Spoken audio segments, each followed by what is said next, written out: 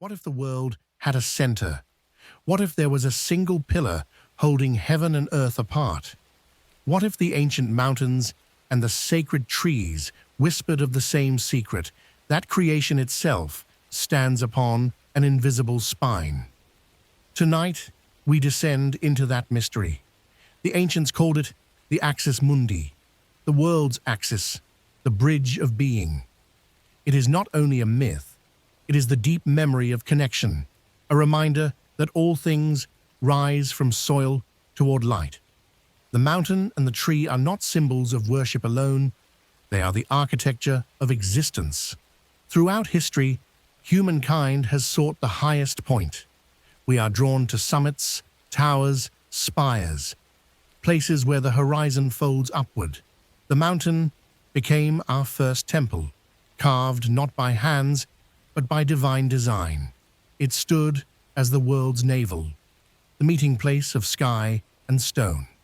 When early peoples looked to its peaks, they did not see mere rock. They saw the ladder of creation, the road of ascent. The summit was the mouth of heaven. To climb was not to conquer height, but to approach the eternal. Every mountain was a revelation, frozen in stone. But there is another form of ascent, the living ascent. The tree rises from darkness, from root to crown, from decay to breath. It is the mirror of the mountain, soft where the other is hard, alive where the other is still. Yet both share the same secret geometry, downward and upward, depth and height, underworld and sky. The tree drinks the same earth that the mountain stands upon, and its branches reach for the same stars that crown the peaks. Together, they speak of balance, the harmony between that which anchors and that which aspires. The Axis Mundi lives wherever the world meets itself. In every temple, in every altar flame, in the human spine, in the prayer that rises through breath, the same pattern appears. It is the vertical truth of existence. It whispers that heaven is not distant, that divinity descends through layers of being. The sacred mountain and the tree of life are reminders that the divine is not above us, but within the structure of the world. They are invitations to stand upright in our own nature, to become the meeting point between earth and sky. Imagine standing at dawn upon a summit where the mist rolls like slow oceans. The silence hums with something older than speech. This is where the first myth was born. The ancestors saw clouds curl around peaks and believed they touched the robe of heaven. They carved altars upon slopes, lit fires that mimicked the sun, and planted trees at the heart of their villages so that life itself would stand where the gods once stood. To them, the mountain and the tree were not symbols to be worshipped. They were the map of how the universe breathes. Every culture shaped the same story in its own tongue. To the east, the sacred mountain pierced the stars. To the west, the world tree held the cosmos in its branches. Across deserts and oceans, the language changed, but the vision remained. A single center, eternal, unmoved, around which creation turns. The Axis Mundi is not owned by any nation. It is the heritage of consciousness. It is the instinct of life to seek its source. It is the longing of dust for light, the yearning of matter to remember its spirit. Through this yearning, myth became memory. The philosopher knows that symbols are not inventions, but discoveries. The mountain and the tree were never meant to decorate myth. They were meant to instruct the soul. The mountain teaches stillness, endurance, ascension. The tree teaches growth, renewal, sacrifice. Together, they teach the art of balance. To ascend without root is to fall. To root without ascent is to stagnate. The Axis Mundi demands both. To stand firm in earth, yet lean toward heaven. This is the secret geometry of existence, the architecture of becoming. Listen to the silence between the lines of history. There you will hear the same pattern repeating. In temples shaped like peaks, in cathedrals arched like forests, in stories of ladders, towers, crosses, and flames. All are echoes of the same axis. Humanity builds what it remembers. The ziggurat, the pagoda, the steeple, the obelisk, each is a vertical prayer cast into matter. The mountain outside mirrors the mountain within. The tree that grows in myth grows also in the heart. Through them, we remember our alignment, the upright posture of the soul. Perhaps this is why every revelation occurs on a height or beneath a tree. Enlightenment descends where ascent and depth meet. Prophets climb mountains. Seekers sit beneath branches. Both reach for silence. Both find the axis. For the divine does not speak in thunder alone. It whispers through the still point where gravity and grace are one. To touch that point is to know the world not as fragments, but as one continuous breath, rising through stone and leaf, through body and spirit. And so the story begins. We have found the image, but not yet the origin. The Axis Mundi stands before us, patient and eternal.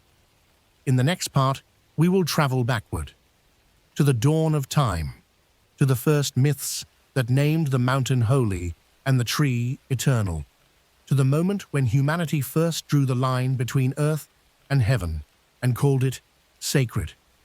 The ascent has begun. The mountain waits, the roots stir, the axis calls.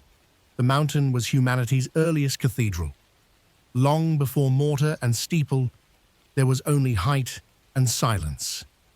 To climb was to remember where we came from. Each step upward stripped away the noise of the world until only breath remained. The summit became revelation. Those who reached the crown of stone did not merely see the sky, they entered it. The thin air was not absence, but presence, a place where mortals vanished into the vast. From this experience, myth was born. The mountain became the spine of the cosmos, the link between soil and eternity. When the earliest storytellers spoke of gods, they placed them on peaks, not because the heavens were far, but because truth required ascent. Olympus, Meru, Tabor, Sinai, different tongues for the same idea. Divinity dwells where man can scarcely breathe. The mountain's danger was its holiness. Lightning, storm, snow, all conspired to keep the unready away. Yet the initiated climbed still, believing that to approach the summit was to approach the source. Each culture looked upward and saw in the mountain a mirror of its own soul, vast, immovable, and seeking light. To the ancients, the mountain was both wound and wonder. It erupted fire, drank clouds, cast shadows that reached beyond sight. In its rage and calm, they saw the moods of creation itself.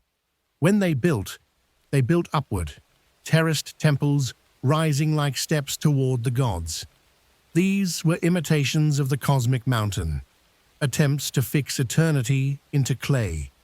Even when the stones crumbled, the shape remained in memory, always ascending, always narrowing toward unity. The architecture of the sacred was never horizontal. It was the geometry of longing, the mathematics of faith, carved in height. But the mountain alone could not explain the secret of renewal. Its strength was permanence, yet life demanded motion. Thus entered the tree, the living axis. Where the mountain spoke of ascent, the tree spoke of circulation.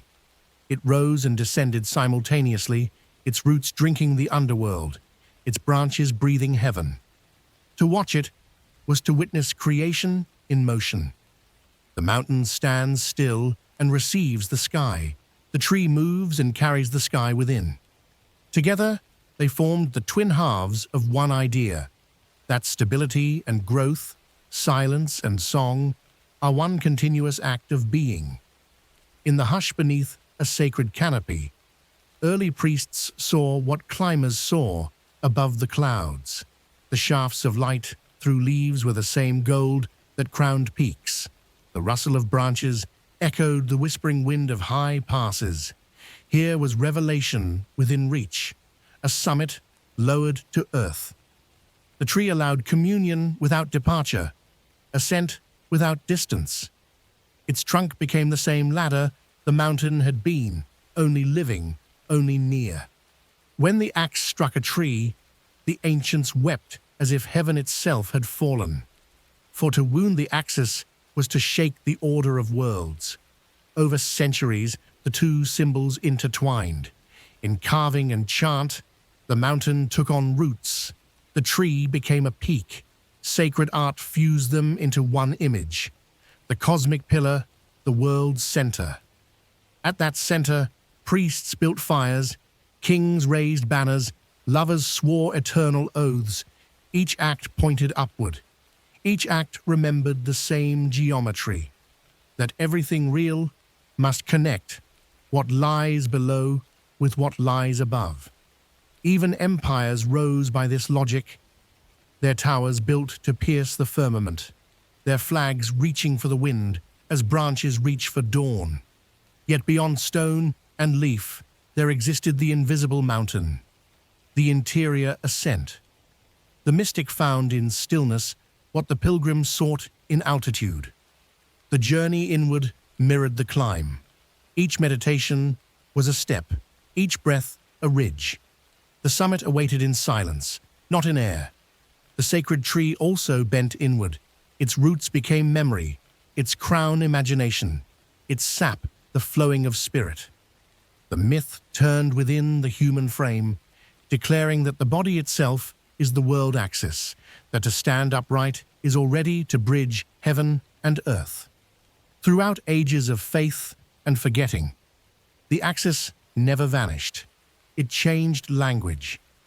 When prophets spoke of the ladder between worlds, when alchemists described the ascent of spirit, when philosophers pondered the chain of being, they were naming the same pillar in different words. The mountain became metaphor, the tree allegory, yet both remained real within consciousness. Every prayer that rises, every thought that descends into reflection, repeats their motion. Humanity cannot escape the vertical. It is built into our posture, our breath, our longing. We are the living diagram of the Axis Mundi. What many do not see is that the center is not found by distance, but by alignment. The true pilgrim climbs not outward, but upward through awareness. The sacred tree grows within perception itself. To align with the axis is to rediscover equilibrium between root and wing, hunger and serenity, matter and light. This is the oldest teaching disguised as landscape. Every mountain invites us to remember stillness. Every tree invites us to practice growth. When both are understood together, we hear the world's oldest commandment. Be vertical, be whole, be awake. And now we cross the threshold of history's dawn. We will journey into the first myths that carved this pattern into stone and story, the creation songs, the shamanic ascents, the fires lit upon peaks to call the sky down. From this union of mountain and tree came the temples, the towers, the cosmic ladders of every civilization. In the next part, we will uncover how humanity sanctified altitude, how priests became climbers, how the heavens bent to meet them. The path rises ahead. The air thins, the light deepens. At the edge of prehistory, when language still trembled on the lips of dawn, humanity built its first altars, not of brick, but of orientation. Somewhere, the first tribe marked a stone that pointed to the sky. They gathered around it, circling like stars around a pole, and declared it the world's heart. This was the birth of sacred geography, the recognition that the divine is not everywhere, but everywhere meets in one place. The mountain and the tree had taught them that truth has direction, that holiness demands a center. From that moment, civilization began to build upward. The earliest temples were mountains in disguise. Pyramids rose from deserts like fossilized prayers. Terraces stepped toward the invisible. Even when hands replaced stone, the pattern endured: a center, a summit, a sacred axis cutting through chaos. Each culture gave it a different name, but its logic remained constant.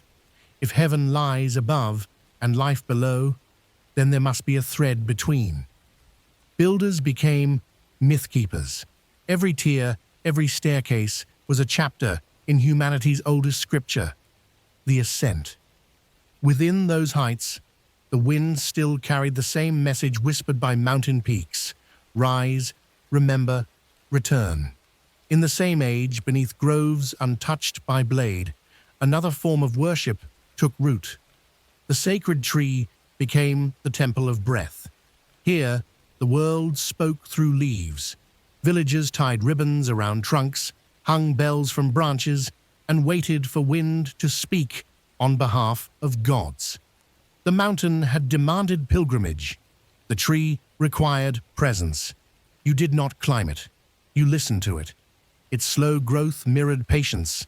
Its shade offered sanctuary. Together, these two sanctuaries, the stone that soared and the branch that swayed, created a vocabulary of devotion, both still and living. From these twin altars emerged the first priesthoods. Their duty was to interpret direction, to remind people which way was up. The priest was the bridge tender, the one who kept the line clear between worlds. He stood at the center of the village like the Axis itself, rooted, upright, luminous. When he lit fires on mountaintops, when he watered the sacred trees, he was repeating creation's first act, separating heaven from earth, only to join them again through ritual. Thus the Axis Mundi entered not only myth, but daily rhythm. Every dawn became reenactment of the original rising. As empires formed, the center multiplied. Each kingdom declared its capital, the navel of the world. Yet every imitation of the cosmic axis pointed back to a deeper truth. There is always only one center, and it is everywhere alignment occurs. Palaces, ziggurats, and shrines competed to touch the sky. But in the silence between their stones lingered the reminder that no structure can hold the heavens. Only consciousness can.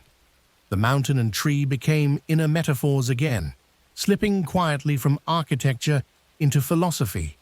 The sacred moved inward, from summit to self, from bark to bone. Still, humanity could not abandon its urge to mark the vertical. Towers replaced temples.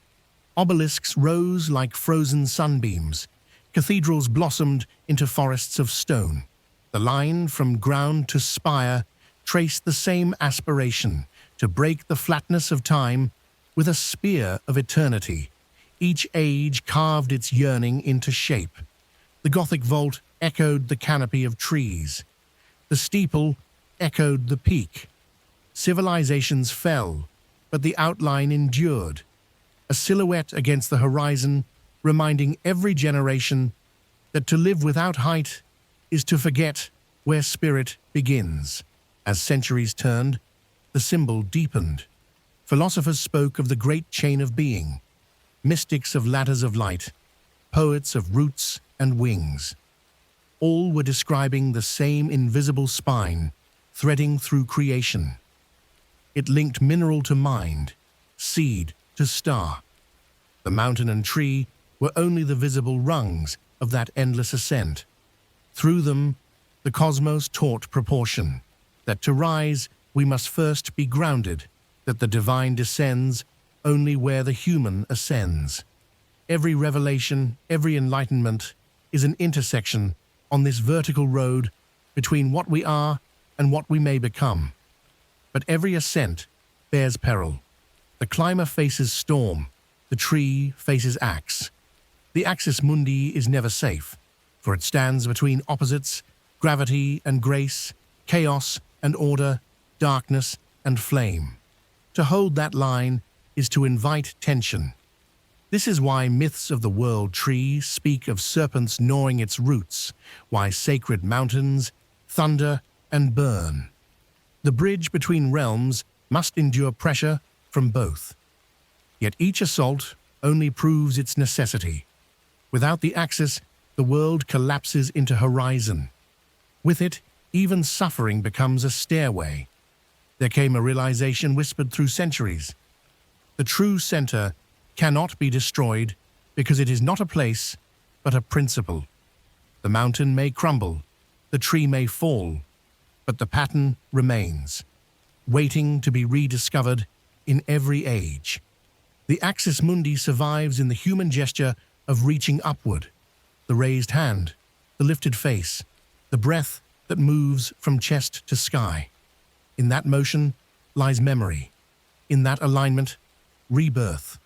The sacred center re-emerges wherever reverence awakens, wherever stillness rises through the noise of the world, like a column of light. Now the story turns deeper.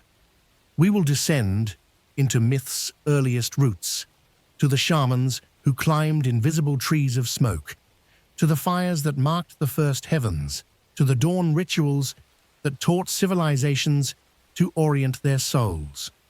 The next chapter reveals how the Axis became language, how the holy mountain became mythic lore, and how the tree of life came to embody renewal itself. The climb continues. The air grows thinner, the heart steadier. Before scripture was ink, it was breath and drum. Long before prophets wrote, shamans climbed. In darkness, they closed their eyes and rose along an invisible trunk of fire. Smoke became the first staircase between worlds. Every beat of the drum was a step, every trance a rung. The mountain and tree lived within them, no longer stone or wood, but pulse and rhythm. They called it the spirit path, the line that joins all things. At its summit, light. At its root, the memory of soil. The shaman's ascent was humanity's first rehearsal for heaven, a sacred experiment. In height, they believed the world was layered like the rings of a tree. Beneath lay the realm of ancestors, above the realm of stars. The middle, our waking field. To journey through these levels was to restore harmony. Illness, they said, was disconnection from the Axis. Healing was the return to center. The shaman's drum imitated thunder. His chant echoed wind through branches. Every sound aligned the layers again. When he descended, he carried messages, herbs, visions, prophecies, the fruits of his climb. In those journeys, myth and medicine intertwined. The healer was the first cartographer of the vertical. Each culture painted its version of this ladder. Some saw it as smoke, others as vine, others as beam of light. But all agreed that the worlds were stitched together by a single thread. That thread pulsed inside the spine of man. The ancients bowed not to deities distant and aloof, but to the living corridor within their own bodies. To breathe was to move along the axis. To die was to merge with it. Thus life became a rhythm between climbing and returning, between exhale and inhale, between the mountain's silence and the tree's whisper. The fires built by shamans at night mirrored stars above. Between flame and constellation stretched the same alignment. When the embers rose, they imagined souls ascending. Sparks became pilgrims, returning home through luminous corridors. Around these fires, stories were born of heroes who climbed skyward, of spirits who descended through roots, of gods who ruled from summits. Each tale preserved a coordinate on the cosmic map. The storyteller was an astronomer of myth, charting the heavens not with compass, but with wonder. Through these narratives, humanity remembered its true geography, a universe arranged by ascent. In those early rituals, Sacrifice was not cruelty, but calibration. A branch burned, a stone lifted, a life offered, all to maintain the balance between realms. The world's health depended on the axis remaining open. When drought struck, they said the pillar was broken. When rain returned, the bridge restored. Everything depended on right relation between above and below. Their task was not to own power, but to keep the channel clear. Through their bodies, divinity flowed like sap through bark. Over time, the image of ascent entered art and architecture. Caves were painted with ladders, pots inscribed with trees, temples aligned with stars.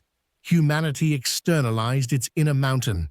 Every civilization reinvented the same idea.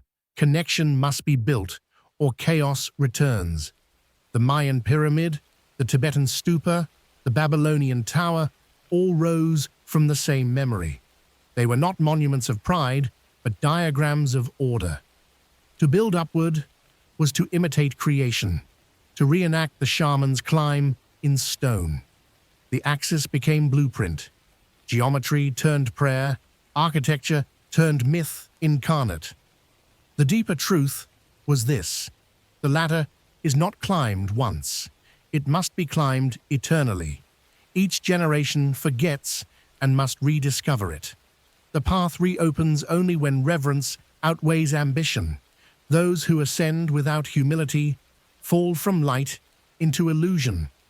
The shamans warned of this. They told of spirits lost between layers, of seekers burned by their own ascent. Every myth of hubris, every tale of a tower struck by thunder carries that warning. The vertical path is sacred because it is perilous. Only balance keeps the climber intact.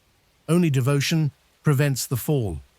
In later ages, prophets replaced shamans. Scriptures replaced drums. But the rhythm remained. Moses climbed a mountain to receive law. The Buddha sat beneath a tree to awaken. Different lands, same axis. Revelation still required alignment. One figure between sky and soil, still listening. Each became an embodiment of the pillar, a bridge in human form. Through them, the ancient geometry returned to memory. The vertical was never lost. It only changed names. The staff, the cross, the spire, the flame, all spoke the same language of elevation. Thus, the symbol of the Axis Mundi matured. No longer confined to ritual, it became the architecture of thought itself. Philosophy rose in tiers. Mysticism grew in rings. The idea of levels, heavens, spheres, and planes all derived from that primal vision of the shaman's ladder. Even science, when it maps dimensions and energies, unconsciously repeats the mythic template. The cosmos still appears vertical to the soul that seeks meaning. We imagine depth below, transcendence above, and ourselves suspended in the middle, climbers in the cathedral of space. And so, the tale deepens. The mountain has become mind, the tree a pulse of spirit. In the next chapter, we will see how this vision entered civilization, how kings and architects turned the invisible ladder into cities of stone, how temples aligned with stars to echo the world tree's crown. The ancient drumbeat still hums beneath marble and scripture, calling us upward through memory. The shaman's breath fades, but the rhythm remains. The climb continues. The light grows thinner, purer. At last, humanity learned to fix the invisible into form. The mountain became blueprint, the tree became column. Builders listened to the memory of the earth and traced it upward through stone. Every chisel strike was an echo of thunder on peaks. Each temple was a frozen ascent. They carved stairways that imitated roots and branches, placed their altars at the axis of cities, aligning walls to the rising sun.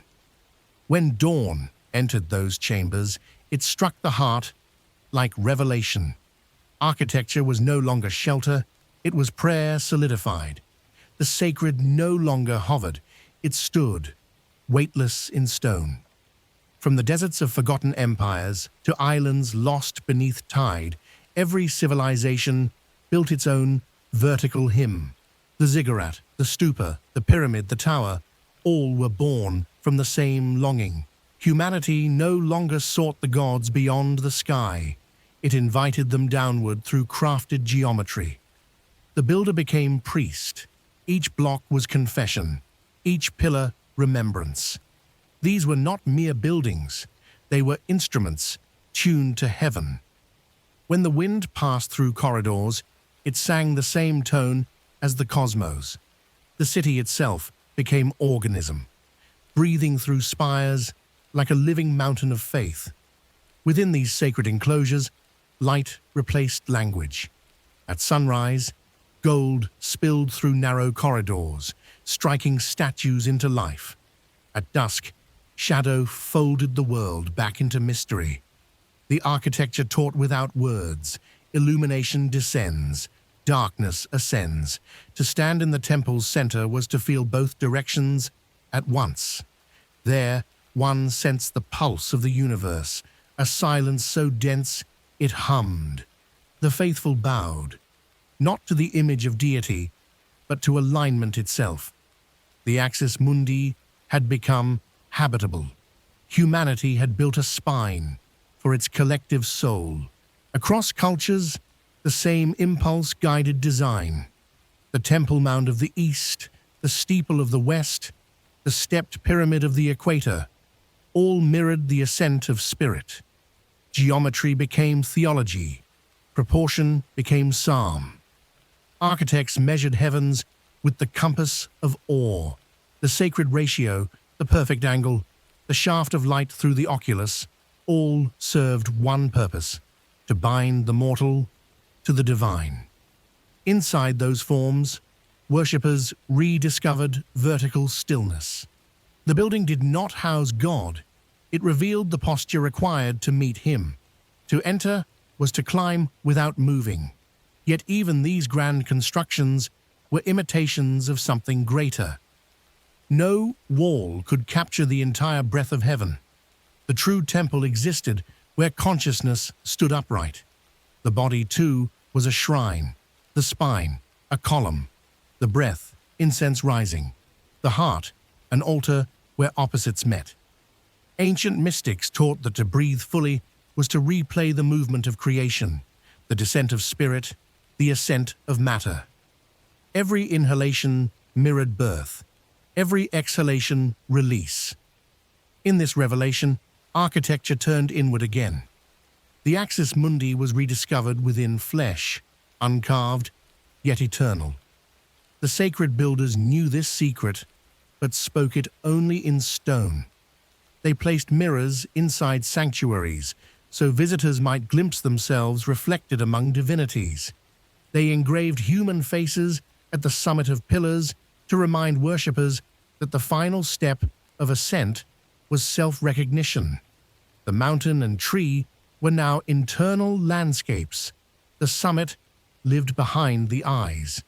Those who could see understood that to stand before the temple was to stand before a portrait of their own soul, layered, luminous, striving upward through mystery toward light. Then came the philosophers. They looked upon the same structures and saw more than art. They saw diagram. The temple's geometry became proof that order ruled existence. The staircase became syllogism. The dome, a sphere of thought. To reason was another kind of ascent. Through logic and reflection, the mind could scale its own mountain. The philosophers called it the ladder of understanding. Each rung, a concept, each summit, a silence beyond words. Even they, in their pursuit of truth, could not escape the pull of the vertical. Wisdom itself followed the slope of the sacred. In time, faiths evolved, empires fell, yet the instinct to build upward survived every ruin. The same line reappeared across centuries. the cathedral piercing clouds, the minaret calling through air, the pagoda unfurling skyward.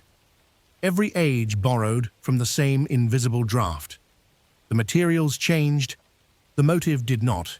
Each generation, fearing forgetfulness, rebuilt the Axis anew. Humanity refused to live in a flat world. The compulsion to rise was memory, encoded in our design. A whisper from that first mountain that once taught us the posture of reverence.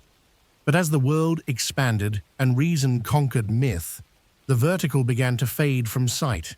The sacred grew horizontal. Roads, empires, trade, thought. Yet deep within, the hunger for height remained. The modern towers that scrape the sky are not blasphemies, they are confessions. Steel replaced stone, but longing replaced neither. We still build upward, still seek summit and crown. The skyscraper is a secular prayer, the airplane a brief imitation of ascent. Even in disbelief, humanity continues to remember the axis it cannot forget. Now, the story must turn inward again, for while temples crumble and towers rust, the vertical persists in silence, within breath, within will, within awareness. In the next part, we descend beneath the mountain to study its mirror, the underworld, the roots, the descent that completes ascent. For no ladder climbs without foundation, and no tree lives without its dark half. The soul must go down before it can rise again. Every height casts a shadow. Beneath every mountain lies a cavern. Beneath every tree, a labyrinth of roots. To rise without descending is to grow hollow. The ancients knew this. They spoke of underworlds not as punishments, but as balances. For every summit of revelation, there must be a valley of return. The Axis Mundi is not a single beam of light. It is a double helix, one strand rising, one falling. Those who dared to descend entered the womb of creation itself, where darkness folded time and silence remembered beginnings. The journey downward was the pilgrimage of integration, the return to origin. The underworld was not hell, it was depth. It was the mountain turned inward, the tree inverted. There, spirits whispered secrets too dense for daylight. In myth, the hero descends to reclaim what was lost: knowledge, love, the spark of being. Only through that descent can ascent mean anything. The root drinks shadow, so the crown may bear fruit. This is the law beneath all symbols. When humanity learned to climb, it also learned to fall consciously, to dive into its own mystery and emerge renewed. Listen to the tales that endure. Orpheus walks the dark corridors for love. Inanna bows through 7 gates to reclaim her throne. Christ descends before rising. Every faith preserves the same geometry. To resurrect, one must first disassemble. To find the center, one must lose direction. The mountain's peak and the abyss's floor are mirrors. Both pierce illusion. The pilgrim who dares both becomes whole. The descent strips pride. The ascent restores light. Between them stretches the axis, the perfect balance of gravity and grace. The roots of the world tree hold this same wisdom. In their twist and coil, life remembers its first language. Beneath the soil, minerals sing to sap. Beneath the mind, memory hums to spirit. There, in stillness, transformation brews. What appears decay is translation. The fallen leaf becomes nourishment. The buried seed, the promise of new dawn. Thus the tree teaches what the mountain cannot, that growth requires surrender, that depth feeds height. The root is the unseen prayer of the leaf. The leaf is the visible answer of the root. Both belong to one breath of being. To descend is to confront the forgotten. The underworld holds not punishment, but memory. Here sleep the ancestors, the abandoned gods, the voices we silenced to hear ourselves. The darkness hums with their patience. When the seeker closes his eyes, he walks among them. He feels their weight, their guidance, their warning. They remind him that light untested is fragile. True illumination must endure night.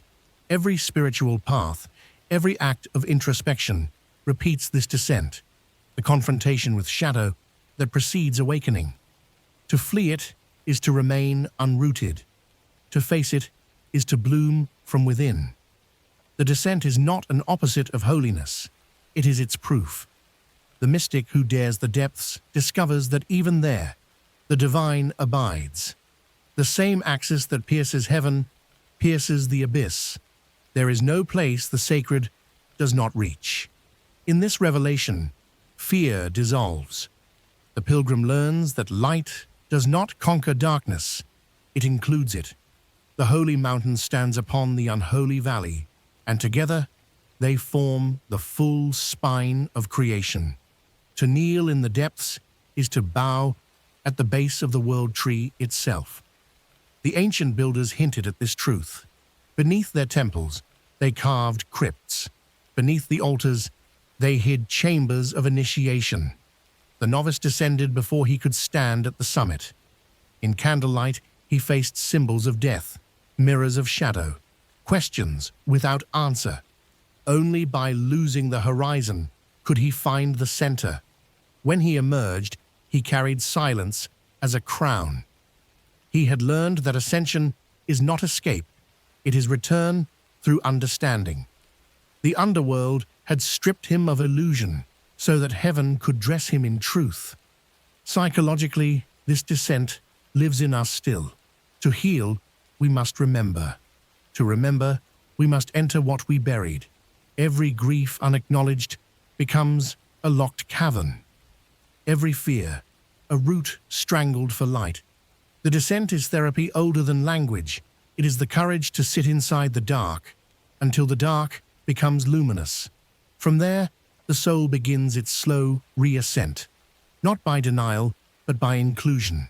In this way, the myth becomes medicine. The underworld becomes womb. Death turns to instruction. Renewal begins where resistance ends. In the deepest chamber of myth, the axis itself speaks. I am not the ladder up or down. I am the stillness between. Through me the universe breathes. What descends, returns. What rises, bows. This is the revelation the ancients carved into silence. The circular truth hidden inside the vertical. Every movement along the axis is reciprocal. The summit feeds the root. The root upholds the peak. In knowing both, the pilgrim becomes complete. The journey inward, downward, upward. These are not paths, but pulses of one eternal rhythm. Now, the light stirs beneath the dark. The seeker has descended and found the divine in shadow. The next chapter will carry him upward once more, reborn, rebalanced, carrying the wisdom of roots into the radiance of branches. We will witness how civilizations transform this pattern into rites of renewal, into myths of resurrection, into the eternal promise that no fall is final. The climb begins again. The darkness begins to lift. What was buried stirs. The roots that drank silence now push light upward through the crust of time. This is the hour of resurrection, when descent reveals its hidden reward. In the myths of all peoples, renewal follows surrender. The seed cracks, the sun returns, the sleeper wakes. No power of death can hold what understands its rhythm. The Axis Mundi trembles, alive again.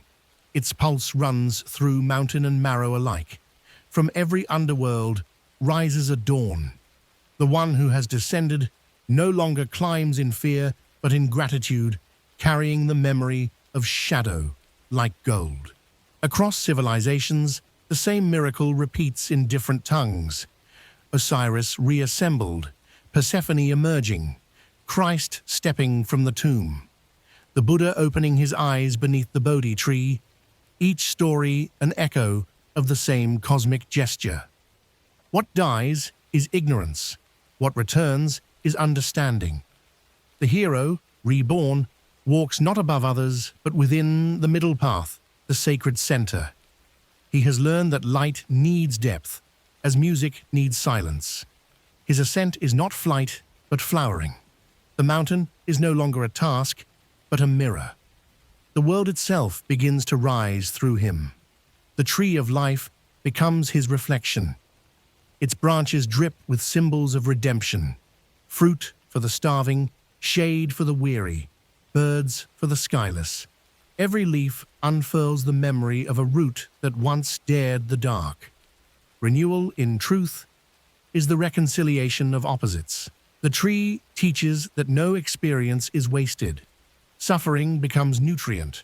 Patience becomes blossom. The reborn soul does not seek to escape the world. It seeks to nourish it. In that posture, heaven descends naturally, recognizing its own reflection in the upright figure of man. The mountain, too, renews itself. The snows that buried its face melt into rivers that feed valleys below. Each avalanche clears the path for pilgrims to ascend anew. Nature writes resurrection in every thaw. To the ancient mind, spring was the earth remembering its promise. Festivals of light and planting celebrated not agriculture alone, but cosmology, proof that the axis still turns. Every sunrise reenacts creation. Every beating heart is a microcosm of resurrection.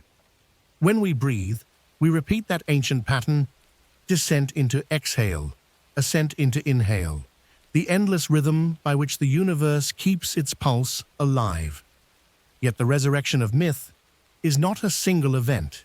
It is a perpetual state. The awakened one does not rise once. He rises daily. Every doubt is a burial, every realization a dawn. To live consciously is to die and revive within each moment. The Axis Mundi within becomes a fountain of renewal, unending. The one who knows this ceases to fear endings. He understands that decay is the doorway through which the eternal enters. Time itself is only the breathing of this cycle.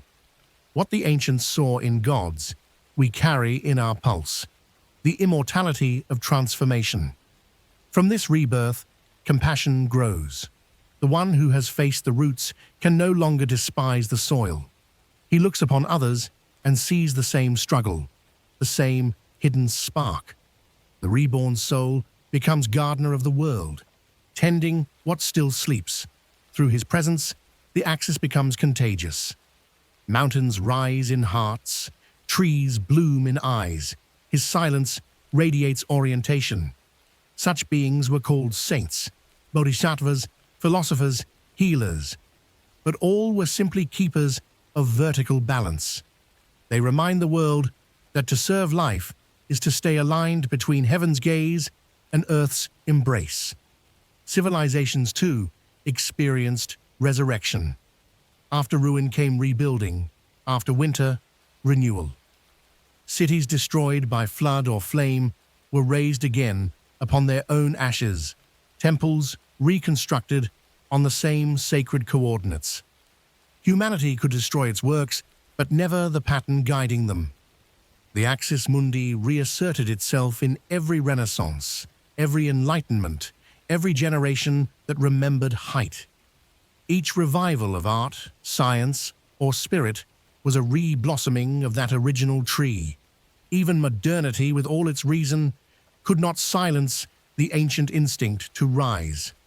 The divine keeps returning disguised as curiosity, as invention, as hope.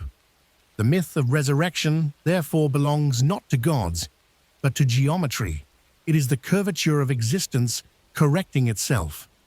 When we realign, the cosmos breathes easier. The purpose of all descent and ascent is balance. The resurrection phase of the Axis Mundi is equilibrium achieved through rhythm. The soul becomes attuned to the great heartbeat of creation. From this state arises joy without reason, strength without struggle, peace without conclusion. The one who reaches it no longer seeks the summit. He becomes it. The peak, the tree, the axis itself now lives as awareness incarnate. But even this height is not final.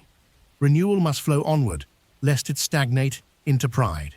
The cycle turns endlessly: creation, descent, resurrection, reflection. The mountain may rest, but the sap still rises. To guard this movement is the task of wisdom. Those who awaken must teach others the same dance of dying and rebirth, of stillness and motion. Through them, the world remembers continuity. Through them, the ladder remains open. In their stories, the axis becomes voice, guiding the next pilgrims toward their own awakening. And so, the light climbs higher. The pilgrim, now reborn, stands where mountain meets star. Yet one revelation remains: the understanding that resurrection is not escape from the world, but deeper entry into it. From rebirth arises order. The one who has risen must now learn to remain upright. The ancients called this the law of the vertical, the invisible command that every world obeys.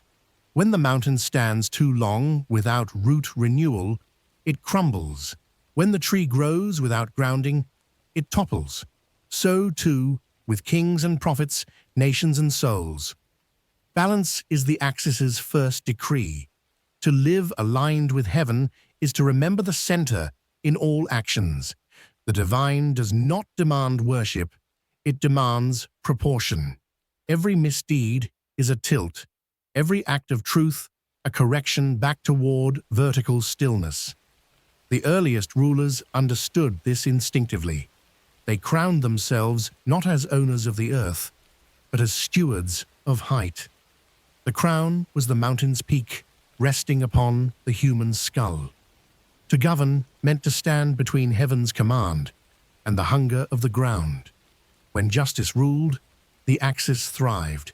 When corruption spread, the line bent and kingdoms fell. Civilizations rose and died by this geometry. The good king was a summit that gathered clouds of blessing. The tyrant was a mountain collapsing inward, devoured by its own shadow.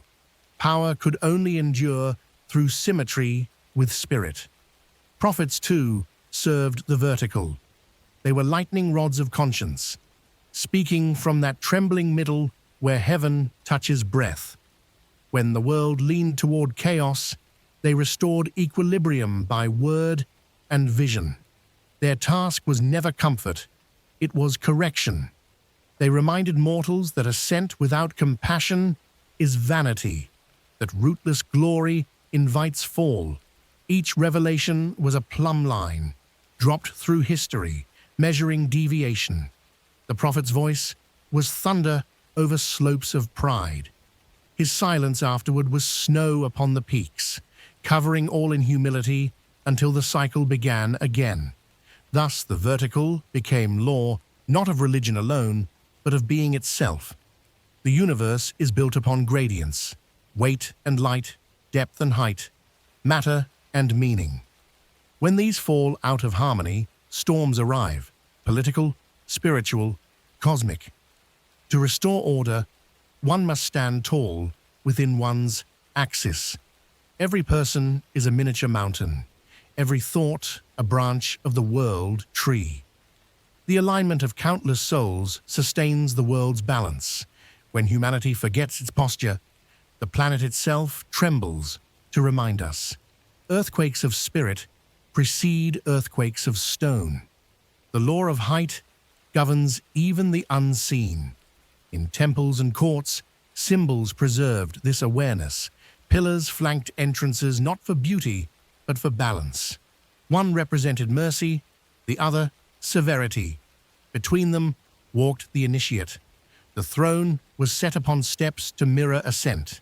The altar below reminded descent. Every ceremony repeated the same lesson. Remain between extremes. To kneel and to rise are equal halves of devotion.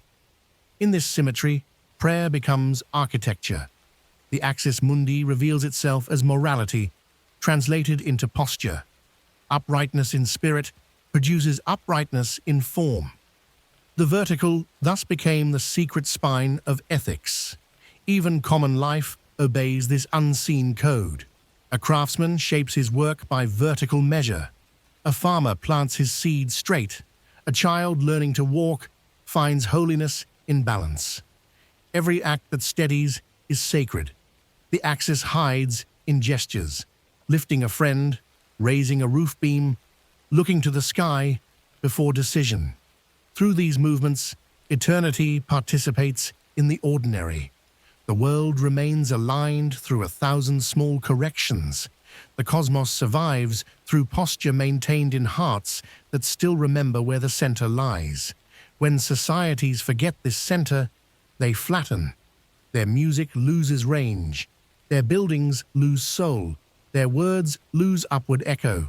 They spread, but do not rise. Such eras worship the horizon, not the summit. Their gods become reflections, their science unmoored from wonder. Eventually, the imbalance calls forth its own correction. A return of mystery, a reawakening of height. Then poets appear again, builders rediscover proportion, and humanity lifts its gaze. The law of the vertical cannot be erased. It sleeps until invoked. Every renaissance is simply gravity remembering grace. The enlightened soul, therefore, becomes a living ruler by symmetry, not by decree. His authority is measured by alignment, his influence by stillness. He governs without crown, teaching through example that elevation begins with inner architecture. His kingdom is proportion, his justice, balance, his throne, equilibrium. In him, the world sees the reflection of its own potential posture. For each of us must become such a sovereign, responsible for our axis, ensuring that what rises within does not drift sideways into illusion. And so the great truth unfolds. The vertical is not only a symbol, it is a discipline. To remain upright amid shifting winds, to remember height amid comfort, to root compassion beneath achievement. These are the commandments written into bone. The law of the vertical does not punish, it restores. It invites every being to stand as mediator between heaven and earth. Those who accept become mountains that move hearts, trees whose shade heals worlds. This is the nobility of alignment, the royalty of balance, the quiet power of the centered soul. Now the horizon glows with new awareness. The axis stands illuminated, not as myth, but as method. In the next part, we will see how this law shapes destiny, how the turning of time itself revolves around the upright spirit, how civilizations rise, fall, and rise again according to the angle of their collective soul. The world prepares to measure itself once more. The summit waits. Time does not move forward. It circles the pillar of eternity. What we call years are only shadows cast by rotation around the still point. The ancients knew this. They spoke of the ages turning like wheels around an unmoving hub. The Axis Mundi was that hub, the heart of time. Empires rise, languages fade, constellations shift, but the center holds. Within that unmoving axis, change becomes music, not chaos. History spirals like a vine around the trunk of the sacred tree, always returning higher on the same coil. We do not repeat, we refine. Through recurrence, consciousness polishes itself into light. The seasons themselves are sermons of this spiral. Spring ascends, autumn descends, summer and winter mirror heaven and underworld. Every equinox is a whispered reminder. The world breathes through the axis. The planet's tilt is no accident. It is a cosmic bow. Through this inclination, life renews. The turning of time therefore imitates prayer, the earth, kneeling before the sun.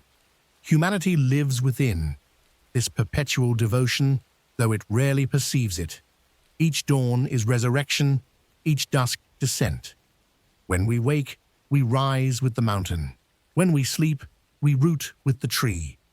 The cycle spins, yet the center stays still. Civilizations also obey this hidden metronome. Ages of faith alternate with ages of forgetting. Golden epochs bloom, then dim into iron shadows, only to gleam again. Beneath every collapse, the Axis waits. It does not despair. It merely pauses until humanity remembers its vertical inheritance. The pattern is inevitable because consciousness learns by rotation. What was external in one era becomes internal in the next. The mountain turns into temple, the temple into idea, the idea into silence. So the wheel turns, each revolution carrying us closer to the summit, hidden inside our own remembering.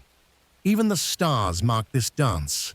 The heavens spin around a polar point, invisible to most eyes. That point, the celestial axis, remains fixed, while constellations whirl like dancers.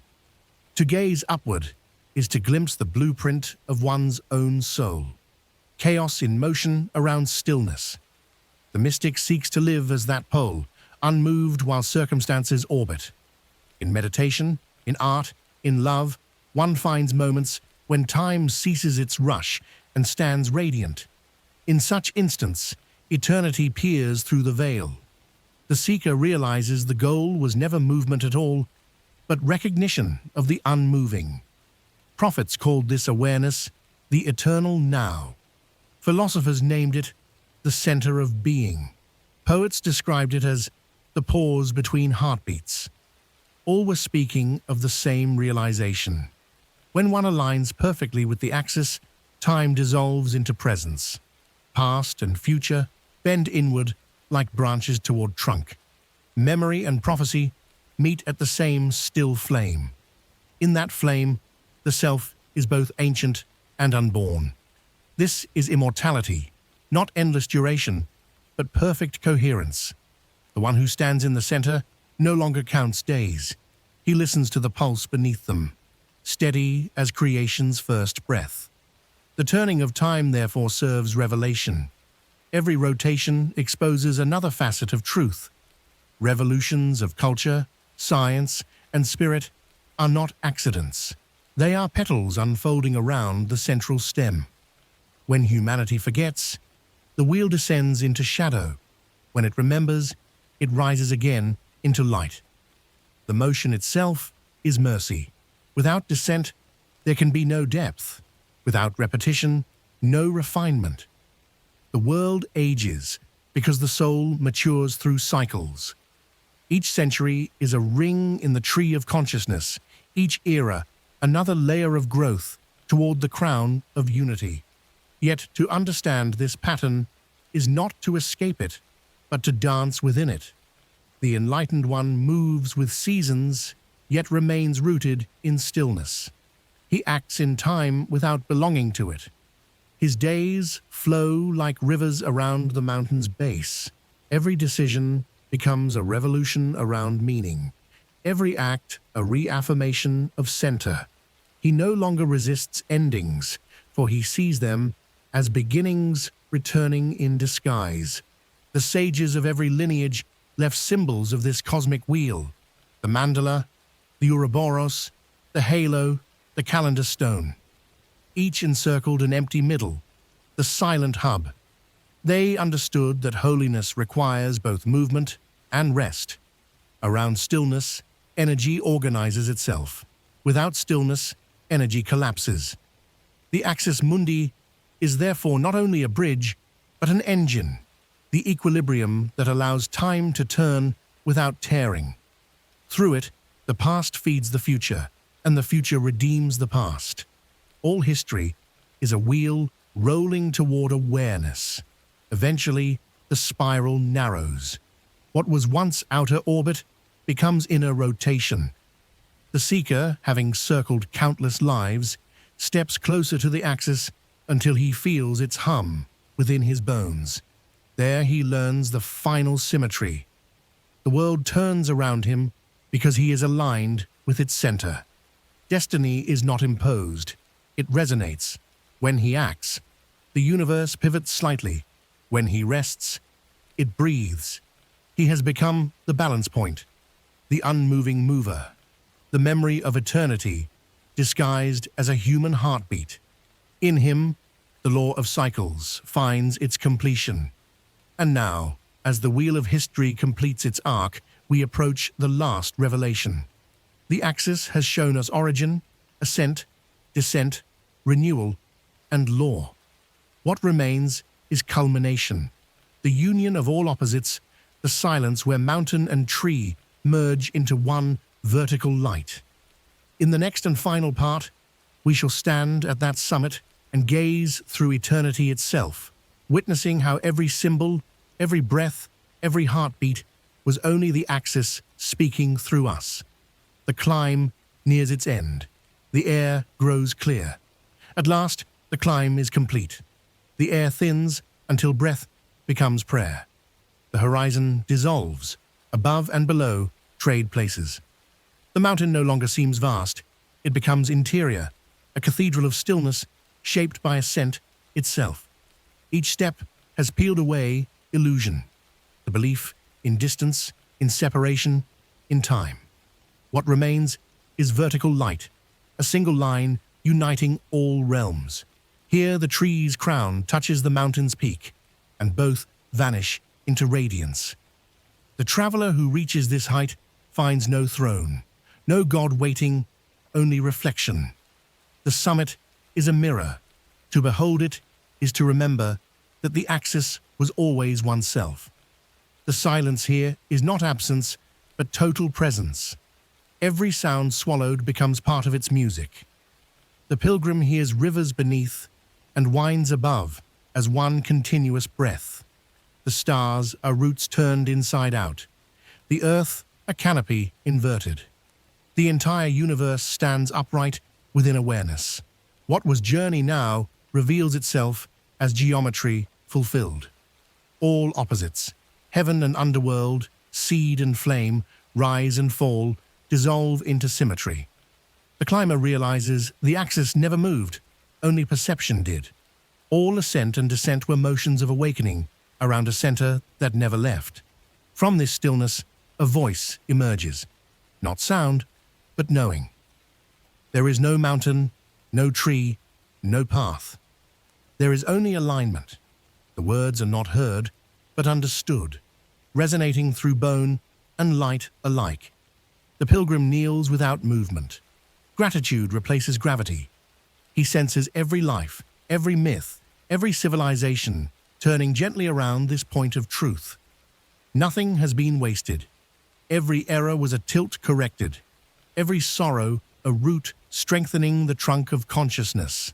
The world becomes transparent. Time loses weight. Through this final realization, the soul becomes Axis, eternal, effortless, awake. Down below, humanity continues its eternal weaving. Children climb hills, builders raise towers, lovers rest beneath branches. They do not know they reenact creation's pulse, yet they sustain it. The Axis breathes through their smallest gestures. Every act of reaching, every act of grounding repeats the pattern. Even doubt serves the rhythm, for questioning bends the soul just enough to seek center again. The mountain and the tree are thus not relics of myth, but living instructions whispered through matter. Wherever attention rises and compassion roots, the world's spine strengthens. Every heartbeat becomes architecture. The enlightened one descends the mountain, not to leave, but to distribute height. His words are simple, his gaze level. He carries no doctrine, only proportion. In his presence, others feel their own posture correct. He teaches not through speech, but alignment. Children stand taller. The weary lift their eyes. Through him, the Axis re-enters the world unnoticed, restoring order quietly. His humility is summit disguised. He walks through markets and temples alike, seeing both as extensions of the same center. His silence is contagious, his calm, gravitational. The sacred no longer hides in heights, it hums in every encounter.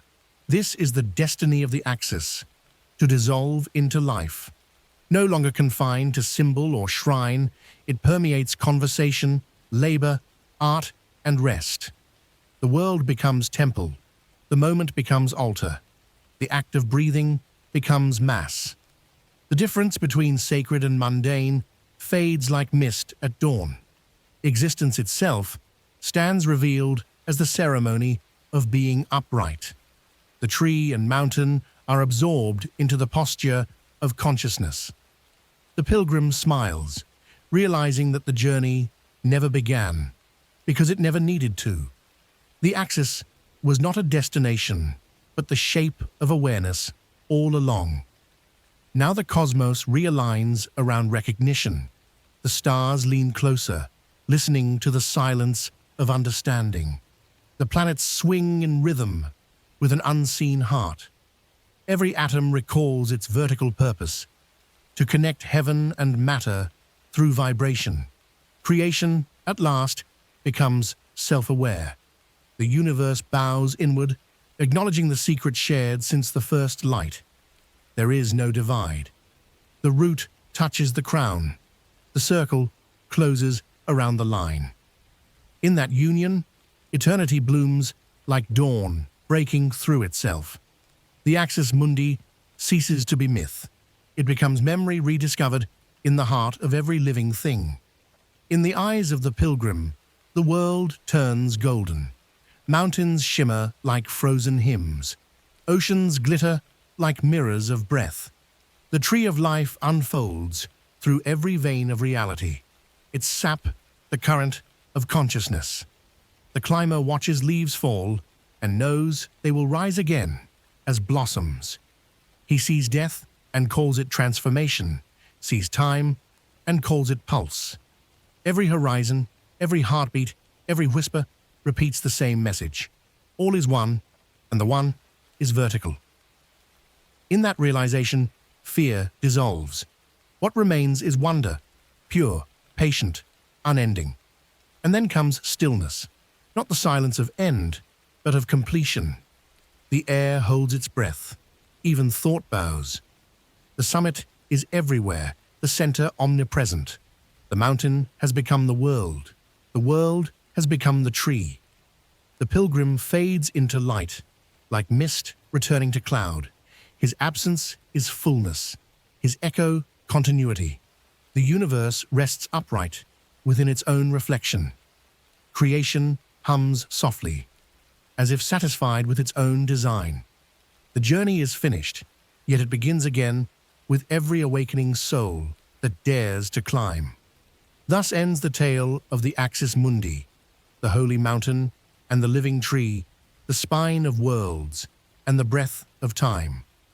It is not history, but anatomy, not myth, but memory. Whenever you stand still between heartbeat and breath, you stand at its center.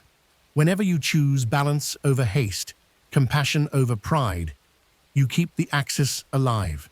The mountain remains in your gaze, the tree in your pulse, and beyond them both, silence, the first and final teacher, whispers its unending benediction. Rise, root, remember.